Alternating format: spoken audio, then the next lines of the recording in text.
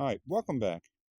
Last time we talked, um, we were doing a story about a senator who wanted to become a lobbyist, and we were using the tax program as one of those gears for him to get to that point. Um, but the original concept and original idea that I had for that, I had two different premises that I was using at the time, and thinking of probably mixing those two plus the tax and maybe come up with a whole new concept. Um, so let me start off where, if anybody hasn't seen the first video, just a real quick synopsis. Um, Primarily have a U.S. senator um, who's primarily been offered a lot of money to become a lobbyist, but has to pass certain bills that the lobbying group wants. Uh, so the premise that I was looking at was back in the 1930s, there was a tariff on eggs. Um, the U.S. Was charging 8 cents per dozen for every egg that was imported from Canada to the United States. Uh, and Canada was charging 3 cents per dozen for eggs from the United States going into Canada. Um, Now, back in the 1930s, the U.S. Was going through a bunch of different tariffs, and they raised the egg tariff to 10 cents a dozen. Canada retaliated and matched the American tariffs so that they were 10 cents a dozen. Right before the tariffs kicked in, uh, we were exporting over 900,000 dozens of eggs to Canada, and Canada was importing into the United States under 20,000. Uh, so, looking at that uh, as a senator, he could actually use that to his defense. Say, "Hey, look, you're going to get more of the market share. It's going to be better for the farmers, and so forth." In the back end of that, he may end up knowing that uh, you got a couple of big companies that want to buy up small farms, and by going to um, a higher tariff, it might make those smaller farms become harder to sustain and easier for the lobbyist groups that support these bigger companies to buy them out. Um, so by the time those tariffs kicked in, within a couple of years, uh, the exports from America to Canada went from 900,000 to basically 17,000.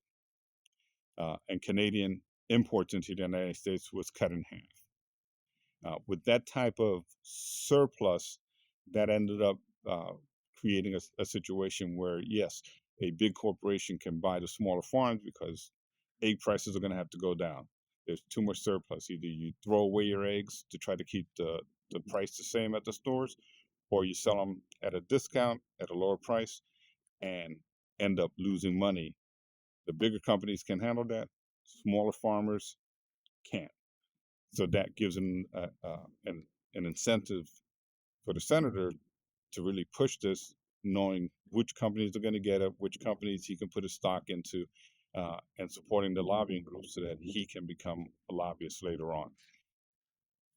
The other option that I was looking at that, or probably doing a combination of, was at the time when I was researching this, I was also looking at uh, real estate, looking at real estate information and the market and stuff like that, um, as a third alternative to uh, where the senator could end up writing a lobbying group toward. So, looking at the real estate market and using that as maybe a function also, um, was that anywhere between 10,000 to over 100,000 homes are taken off the market by investment groups that don't think that they're getting the funds that they want for that home.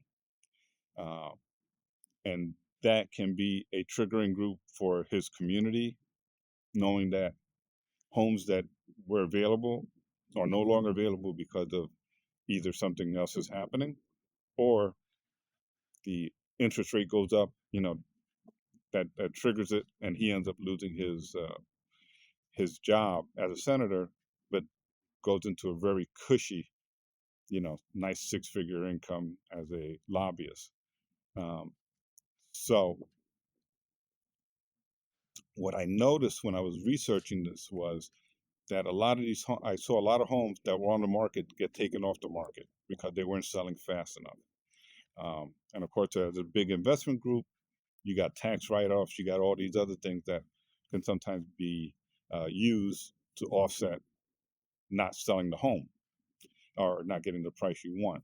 So a lot of these homes that I noticed when I looked at their buying habits was they were buying these homes either at auction or someone had to sell it dirt cheap, uh, or needed some minor repairs. Um, so I looked at a category and I looked at these homes that range in one community of like $300,000 to $400,000, and noticed quite a bit of homes were sold um, under 300,000.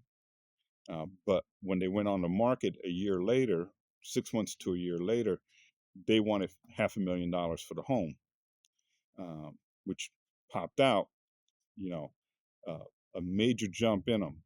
So a home that sold for 200,000 probably had 50,000 invested into it, and they want 250,000 on them. The thing that I noticed with those homes also that they all had the exact same uh, wooden floors. Um, they all had the exact same appliances. Some of them had the exact same furniture in each one of these, um, which caught my eye, which actually indicates that this might have been either a small company that's flipping homes, uh, or it is a major corporation in one state that's just buying homes all over the country and flipping them to make their money. But when these homes weren't selling fast enough, um, they just would take them off the market. They would not take lower bids for them. They wanted $500,000. They wouldn't take it unless they got $500,000 or more. Taking advantage of how people were buying after COVID, buying them, sight unseen, um, and getting 10, 20% higher on their market.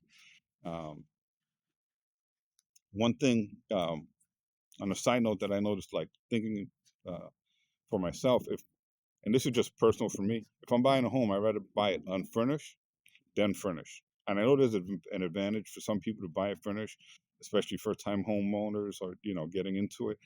Uh, you don't have to deal with that. Uh, but when a home is to a point that it is going for an extra $100,000, um, just think of if you don't like that furnishing in that home and you get rid of it because you already bought a really nice sofa, a really nice bed set, a really nice, whatever you have, you don't want to get rid of it, you're going to pay 3 times the value of that furniture in your mortgage unless you're paying cash for the whole house. So if there's a $2,000 sofa in there that you don't like, either because of the color or you already have one that you like, that you love, you're going to pay end up $6,000 for that sofa, even if you get rid of it, because it's going to be part of your mortgage. It's 2,000 retail. They're going to charge you 4,000 in the price of the home. So all these things add up. So that 50,000 investment that they put in, they want 100,000 for that investment plus extra for the home, and that's why the pricing of the housing gets so high. Now, like I said, they'll take them off the market. So we're going with the part of something happens in the area or in that community in the state where the center is at that forces these investment groups to take them off the market. And that taking them off the market now sets it up for the senator to lose his race, because he's saying, hey, homes are going to be more affordable, homes are going to be that. He's pitching all these on his first campaign. He's ready to campaign again.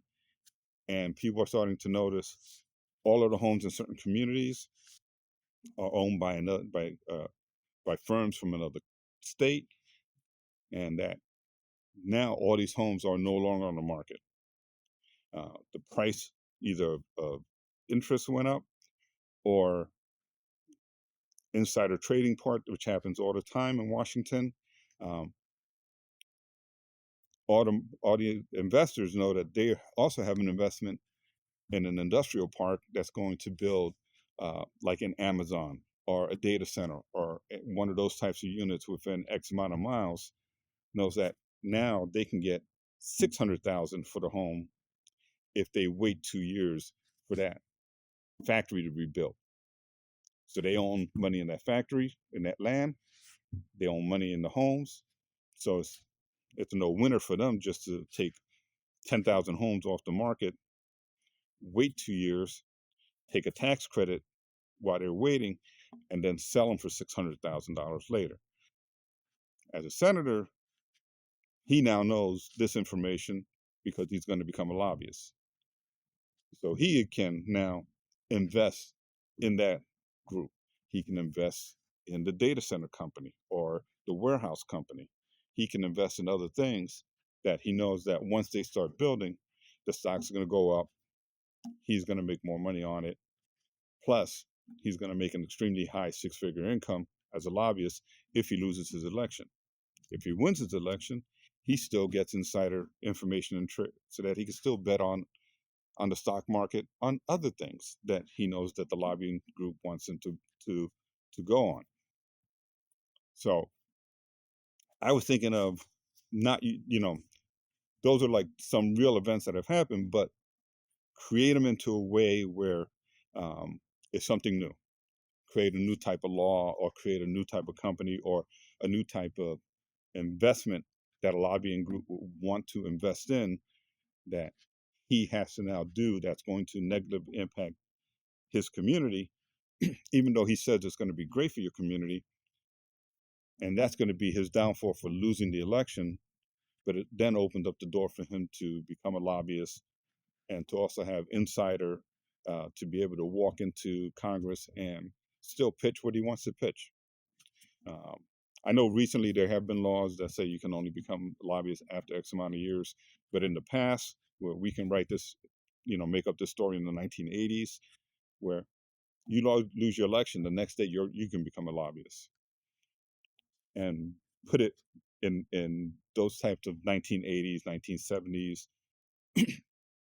situations, and just create a narrative around it, and then have, I like to put a twist in some of my stuff and put some type of a twist in it.